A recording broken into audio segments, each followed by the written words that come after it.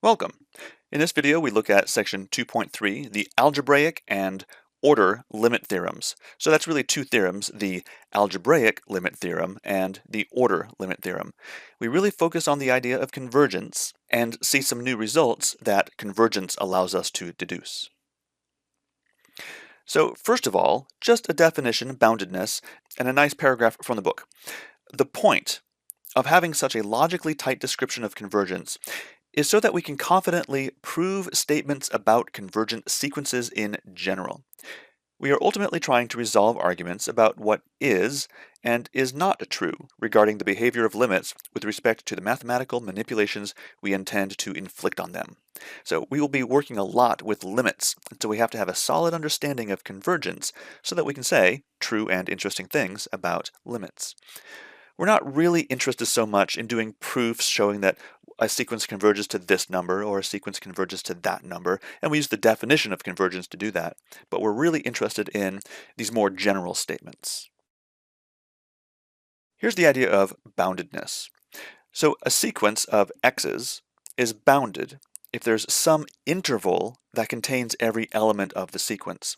So for example, in that picture with the x-axis, imagine maybe that all the terms of my sequence lie fairly close to 0. There's some big number m that acts as an upper bound, and its negative can act as a lower bound. Basically, any set that has an upper bound and a lower bound, we can find upper and lower bounds that are just negatives of each other, and so we call them m and negative m. Here's the official definition of boundedness. A sequence of x's is bounded if there exists a number m greater than 0 such that absolute x sub n is less than or equal to m for all n in the set of natural numbers. So all the terms are within m of 0. Here's a theorem where we can use our definition of convergence. It turns out that every convergent sequence is bounded. So if it converges, then it is bounded. Incidentally, the converse is not true. Just because something is bounded doesn't mean it converges. You can imagine sequences where the terms just bounce around and around and around and never actually converge, even though it's a bounded sequence. So how does the proof of this go? Well, let's suppose that my sequence of x's approaches some limit L. So that's what the picture is here. So I have my L. And when the sequence starts, x1, x2, x3, it might bounce around for a little while, x4, x5, but then eventually it'll get very close to L. It'll zero in on L. And so in particular, eventually it'll get within 1 of L. So since the sequence converges to L, then there is some big N, so that for little n greater than or equal to big N, x sub n is within 1 of L. So in this case, it's like I'm picking a particular epsilon. Epsilon equals 1. Look at this inequality. Absolute value of x sub n minus L is less than 1. We're going to do something with that.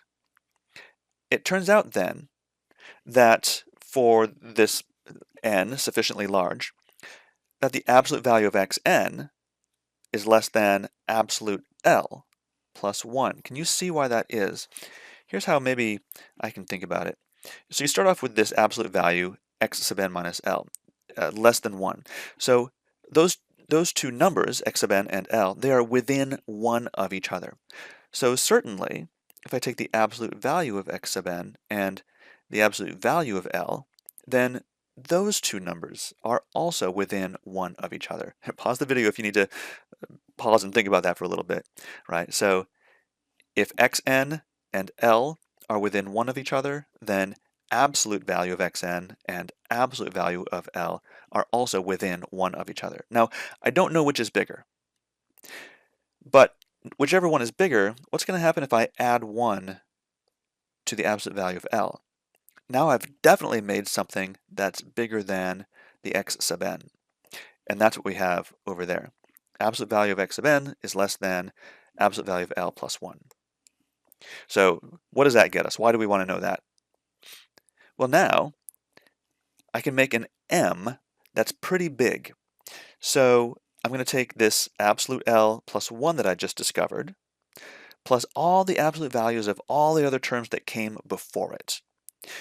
And I'm going to let m be the very biggest of all of those. So in my picture here, can you see where the m is? M just happens to be this x sub 4. But I take the biggest of all those values, and now I know that all of my x values are going to be less than or equal to that m. Certainly, x1, x2, x3, up to a certain point will be less than m. And then after the capital N, they'll all be less than absolute L plus 1. So there we go. We've shown the existence of this capital M. Here's the algebraic limit theorem. So this is one of the big important theorems about limits. Suppose that I have a sequence of A's that approaches a limit A and a sequence of B's that approaches a limit B. Then there are several statements here. First of all, if I have a constant times each term of the sequence and I take that limit, I'll end up with the constant times the limit of the original sequence. If I add together the two terms of the two different sequences to create a new sequence, then that limit is the limit of the first plus the limit of the second. We might say that the limit of a sum is the sum of the limits. What if I have a product of terms? Then the product of a sub n, b sub n, that makes a sequence itself, and the limit of that sequence is the product a, b. We could say the limit of a product is the product of the two limits. If I divide terms of the sequence, then my result is the division of the limits, provided that the b isn't actually 0. So these proofs get kind of into the weeds in their details. All the proofs are in the book. Let me just go through a proof of number 3 to see how that works. And by the way, I chose 3 because there's something interesting going on here. Eventually we're going to talk about derivatives. And derivatives are really tied up close with limits. And it always seemed curious to me that this product rule for limits works. It's so nice and easy. The limit of a product is the product of the limits. But you know that that same rule doesn't work for derivatives. If I want to take the derivative of a product, I need to use a special product rule. I can't just multiply two derivatives together. So it's kind of curious and kind of nice that this rule really does work with limits. Okay, let's see why. I want to prove that the limit of this product, a sub n times b sub n, approaches the limit of a times the limit of b. So we look at the difference, the absolute value of the difference of the nth term and the proposed limit. And I want to see that eventually this expression will become very small. Say for any given epsilon, I can make this difference less than epsilon eventually. So here's a very common trick. I'm going to subtract a quantity and add back that same quantity. This allows me to use the triangle inequality then to split it up. And now I get a sum of two absolute values. Now in the left term, there's a common factor of b sub n. I can factor that out. And in the right term, there's a factor of a, and I'll factor that out. And now, what I hope to do is show that this sum is very, very small. I'll actually break the proof up into two parts. I'll show that each term ends up being less than epsilon over 2. And so if I can show that each term is less than epsilon over 2, then as a result, my original absolute value of a difference will be less than epsilon, which is what I'm after. So let epsilon greater than 0 be given. We will show that eventually each term becomes less than epsilon over 2. So first I'll tackle the right term, and then I'll tackle the left term. Okay, so focusing our attention on the right term. Well, that right term is less than epsilon over 2, if and only if, and do you see what I've done? I've just divided both sides by that absolute value of a. And I can divide by the absolute value of a if absolute value of a is not 0. So in this case, I'm assuming it's not 0. The case where it is 0, that's handled in the exercise section of the book. So assuming a is not 0. Well, look at this. Here's part of my hypothesis. I knew from the beginning of this problem that the sequence of b's really does converge to b. So that tells me that this absolute value, I can make that thing as small as I want. So in particular, given any quantity, say, how about given the quantity epsilon over 2 absolute a, I can make that difference of absolute values smaller than that. Okay, so since my b's have a limit of b, there is some big N1. So that if little n is greater than or equal to big N1, then the absolute value of the difference, b sub n minus b, is less than epsilon over 2 absolute a. Okay, I can do that. I know the existence of this big N1 that makes it so. But wait a second, this inequality, if that's true, here we go, I'll erase that. Look at that, those are the same thing. If that inequality is true, then I get the actual inequality that I was after. That was really what I really wanted to show, was less than epsilon over 2. So thus, there we have it. If my little n is greater than or equal to big N sub 1, then it happens that the term on the right really is less than epsilon over 2. So we'll mark that with a little star and use that later. Let's tackle the term on the left. Show that this quantity is eventually less than epsilon over 2.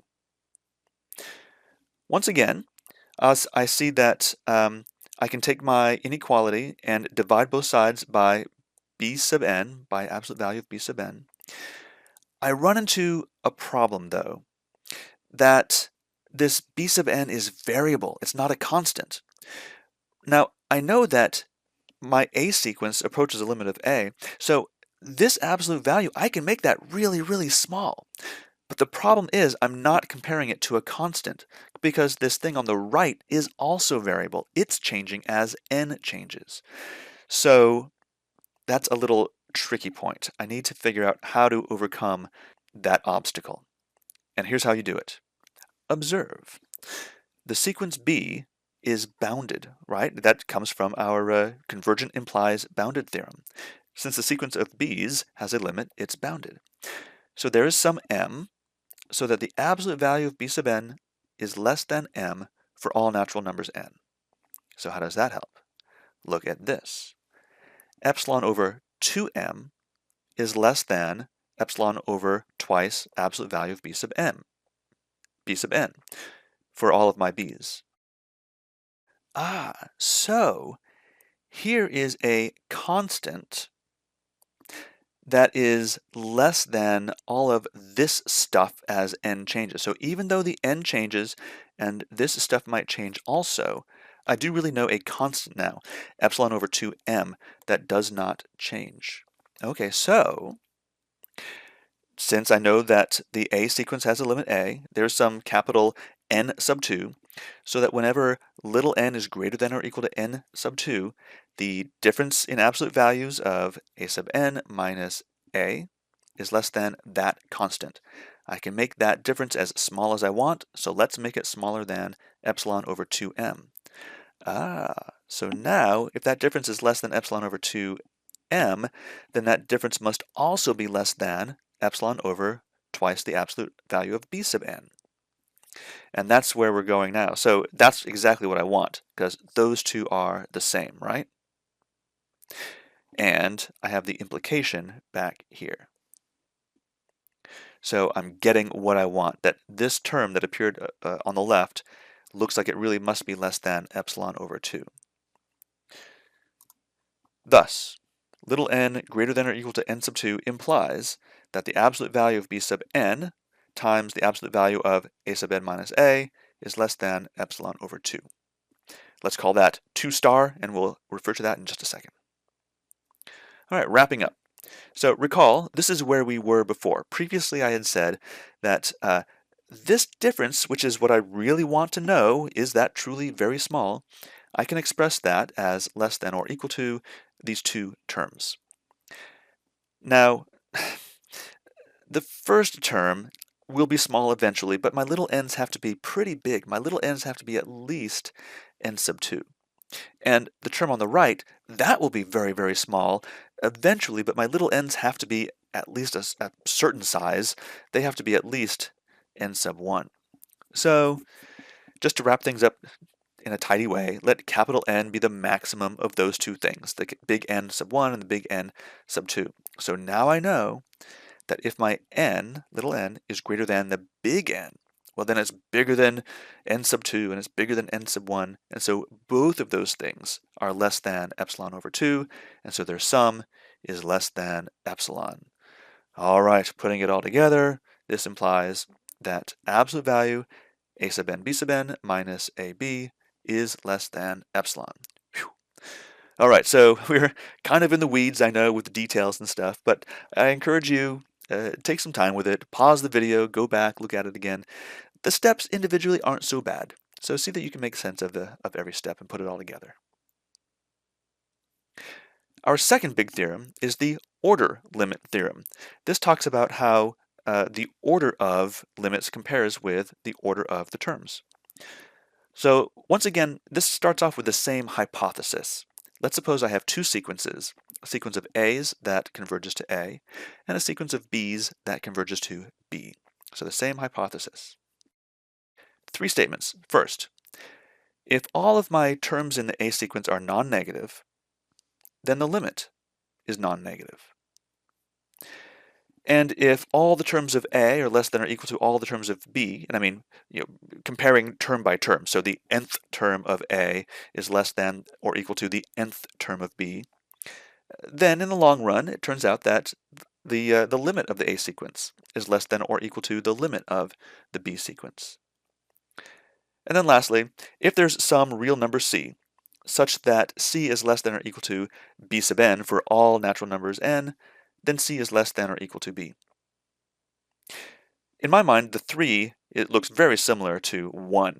The only difference is that instead of having a 0, it's been replaced by a constant C. So you can probably see that once I know one of these, then the other one comes about pretty quickly. In fact, what we'll do is we'll prove number 1, and then we'll see that right away, very easily, 2 and 3 are consequences. Oh, I forgot the second part of 3. Similarly, if a sub n is less than or equal to c for all natural numbers n, then a is less than or equal to c. All right, so that kind of establishes a constant upper limit. Then my limit of the sequence has to be less than or equal to that constant upper limit. Okay, so let's see how 1 is proven. Again, I have a sequence of a's that converges to a and a sequence of b's that converges to b, and I want to prove that if my a's are all non-negative, then the limit is also non-negative. So here's our picture. I have the number line, and here's 0. And it starts off with my terms being non-negative. It looks like my terms are generally greater than or equal to 0. So to prove the statement that the limit is also greater than or equal to 0, let's argue by contradiction, and that's why the picture shows a sort of less than 0. Let's assume that a is less than 0 and see what contradiction arises. So let's define epsilon. Let's say epsilon is actually the absolute value of a. So epsilon is this difference here, the distance from a up to 0. That's my epsilon. So there's epsilon there, epsilon there. Since my sequence of a's converges to a, there's some big N so that after that point, a sub n is within epsilon of a. A sub n is within epsilon of a. So that what it's saying is that eventually all the terms in my sequence are within epsilon of a. Well, in particular, how about that big nth term? Big N, a sub big N minus a, that's within epsilon of a. So a sub n minus a is less than that absolute value of a. But wait a second, absolute value of a, that's just like absolute value of a minus 0, right? That's saying that the distance from a sub n to a is less than the distance from a to 0. So this a sub big N, that has to be less than 0. And there's our contradiction, right? Because I had assumed that all of my terms of my sequence are greater than or equal to 0. Here's the order limit theorem again, just stating all 3 parts of it. Let's see how parts 2 and 3 follow from 1. So in part 2, this is very clever. Let's make a sequence b sub n minus a sub n. So the terms of my sequence look like b sub n minus a sub n. Where does the limit of that go? Well, now I can use my algebraic limit theorem. I know that the limit of a difference is the difference of the limits. So what can I say about that limit? Well, for each term of my sequence, each term is greater than or equal to 0. All right, so my hypothesis was that a sub n is less than or equal to b sub n, so certainly the difference b sub n minus a sub n, that's greater than or equal to 0. So by part 1 of my order limit theorem, I know that b minus a is greater than or equal to 0. So that means, in other words, a less than or equal to b, which is what I wanted, a less than or equal to b. How about part 3? So there's kind of a clever trick here. Let's suppose that this C is actually a sequence. It's a very boring sequence, C, C, C, C, C. In fact, let's define the sequence A, my A sequence, to actually be constantly C. Well, what do I know then from part 2? If my A sequence is constantly C, then it must be that C is less than or equal to B. And so part 3 follows right away. A word about tails. We don't really care about the beginning terms of a sequence, only the tail. It's the tail behavior that tells us what the limit is all about. You know, the first 10 terms of the sequence don't matter at all. The first 1,000 terms of the sequence, they don't really matter at all. But in the order limit theorem, our theorem said that if my sequence was greater than or equal to 0 for all terms of the sequence, then the limit was greater than or equal to 0. Well, in fact, it doesn't really matter if, say, like the first 10 terms are negative or the first 1,000 terms are negative, as long as eventually my terms become greater than or equal to 0. And so, in fact, everywhere where you see the blue lettering, that could be replaced with language that says, well, eventually after some point. When a property is possessed by all terms in a sequence after some point n, we say that the sequence eventually has this property. And so part 1 might be re-expressed. If the sequence of A's is eventually non-negative, then the limit is also non-negative. All right, so some really nice results today. We talked about boundedness, and we saw that convergent sequences must be bounded. And then we saw 2 really important theorems, the algebraic limit theorem and the order limit theorem. This is a good place to stop.